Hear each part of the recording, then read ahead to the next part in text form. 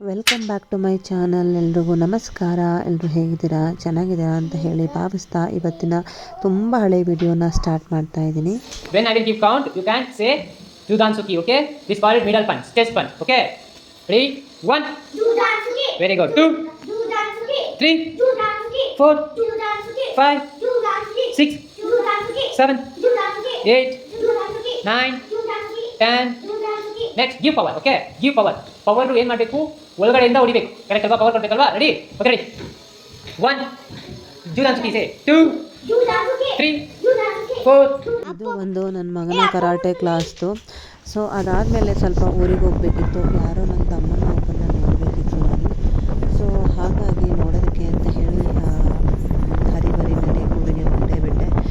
ನನ್ನ ಹಸ್ಬೆಂಡ್ ಬರೋಕ್ಕಾಗಲಿಲ್ಲ. ಯಾಕೆ ಅಂದರೆ ಹೇಳಿದೆ ಅವ್ರಿಗೆ ರಜಾ ಇರಲಿಲ್ಲ. ಹಾಗಾಗಿ ಸಡನ್ನಾಗಿ ಹೊರಟೇ ಬಿಟ್ಟೆ. ಅಲ್ಲಿಂದ ಹೊರಗು ನಾನು ಡೈರೆಕ್ಟಾಗಿ ಬಸ್ಗಳನ್ನ ಡೈರೆಕ್ಟ್ ಬಸ್ ಇತ್ತು. ಸ್ವಲ್ಪ ಕರಾಟೆ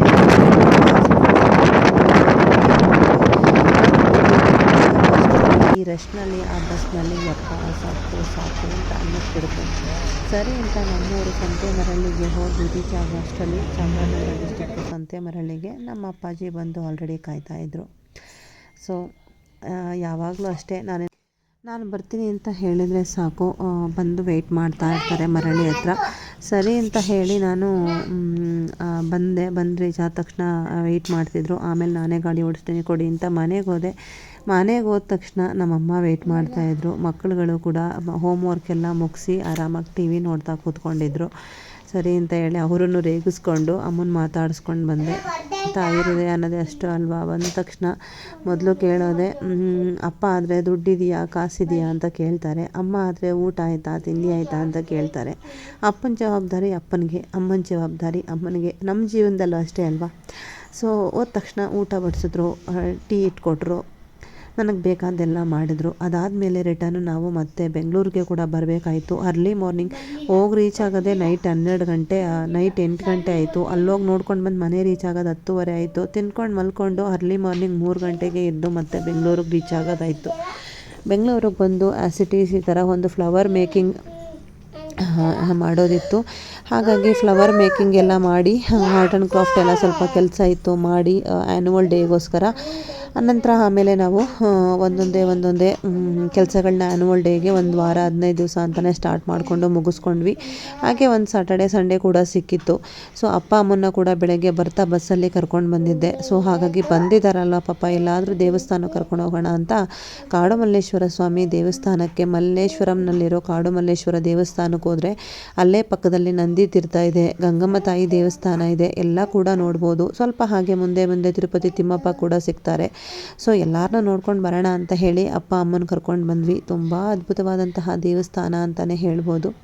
ಹಲವಾರು ವಿಶೇಷತೆಗಳಿದೆ. ಸಾವಿರಾರು ವರ್ಷದ ಹಳೆಯ ದೇವಸ್ಥಾನಗಳು, ನೋಡೋದಕ್ಕೇ ಒಂದು ಚೆಂದ. ಬ್ಯಾಂಗ್ಳೂರು ಸೆಂಟ್ರಲ್ ಸಿಟಿನಲ್ಲಿ ಬೇಕಾದಷ್ಟು ದೇವಾಲಯಗಳು ಇವತ್ತಿಗೂ ಕೂಡ ಸಿಗುತ್ತೆ. ಬಟ್ ಸಿಟಿ ಬೆಳೆದಷ್ಟು ಇದೆಲ್ಲ ಆ ಸಿಟಿ ಮಧ್ಯದಲ್ಲಿ, ಆ ಟ್ರಾಫಿಕ್ನ ಮಧ್ಯದಲ್ಲಿ ಕಳೆದೋಗ್ಬಿಟ್ಟಿದೆ ಅಂತಲೇ ಹೇಳ್ಬೋದು. ಬಟ್ ಎಷ್ಟೇ ಆದ್ರೂ ಜನರು ಈ ದೇವಸ್ಥಾನವನ್ನು ಹುಡ್ಕೊಂಡು ಬರ್ತಾರೆ. ಹಾಗೆ ತುಂಬ ಹಳೆಯ ವಸ್ತುಗಳನ್ನು ಇಲ್ಲಿ ಸಂಗ್ರಹಿಸಿ ಇಟ್ಟಿದ್ರು, ಉತ್ಸವ ಮೂರ್ತಿಗಳಿಗೆ ಬೇಕಾಗಿ ಬಳಸಿರುವಂತಹ ವಸ್ತುಗಳನ್ನು.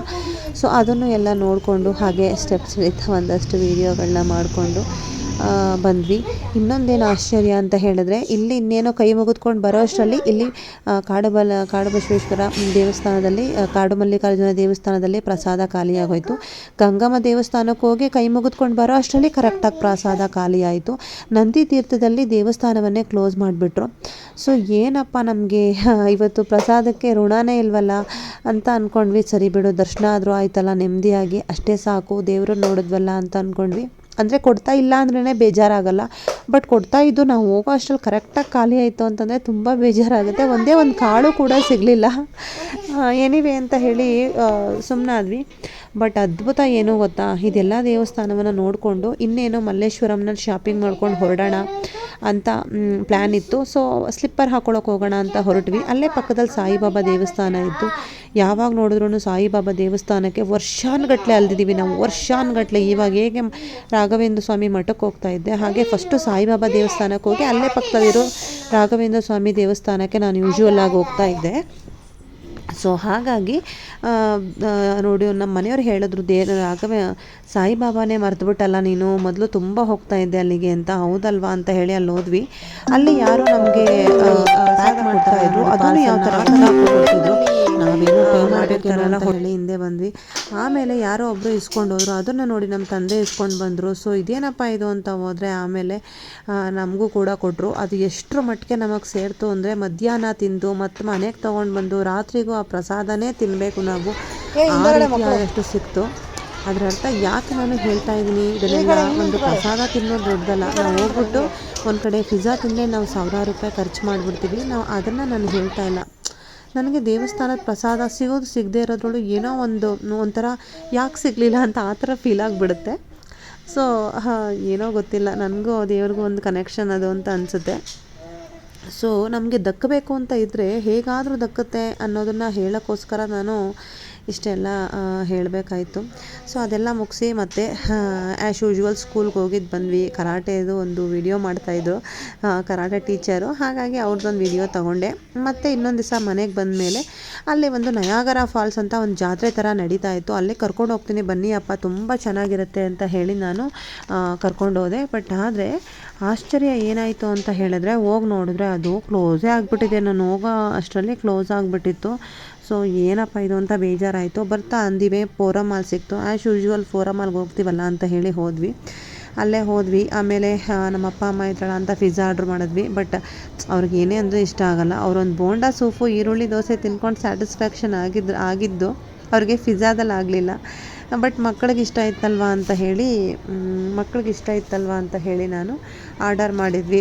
ಪಿಜ್ಜಾ ಎಲ್ಲ ತಿಂದ್ಕೊಂಡು ಮಕ್ಕಳನ್ನ ಒಂದು ರೌಂಡ್ ಆಟ ಎಲ್ಲ ಆಡಿಸ್ಕೊಂಡು ಹಾಗೆಯೇ ನಾವು ಮನೆಗೆ ಕರ್ಕೊಂಡು ಬಂದ್ವಿ.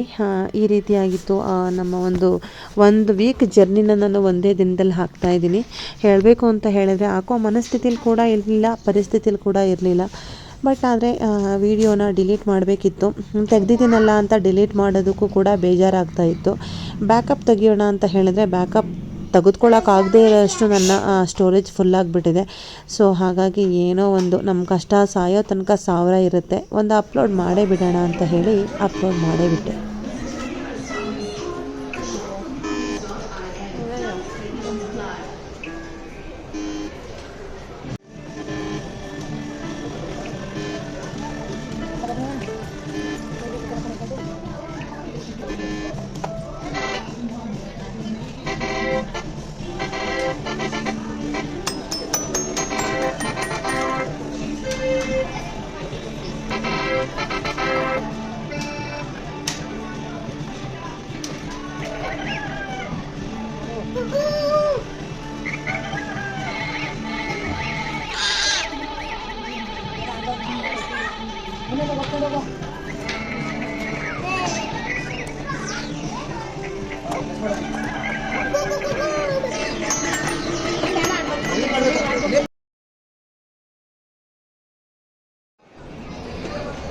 ವಿಡಿಯೋ ಮಾಡ್ತೀನಿ ಬಾವು ಆ ಕಡೆ ಆಗೋ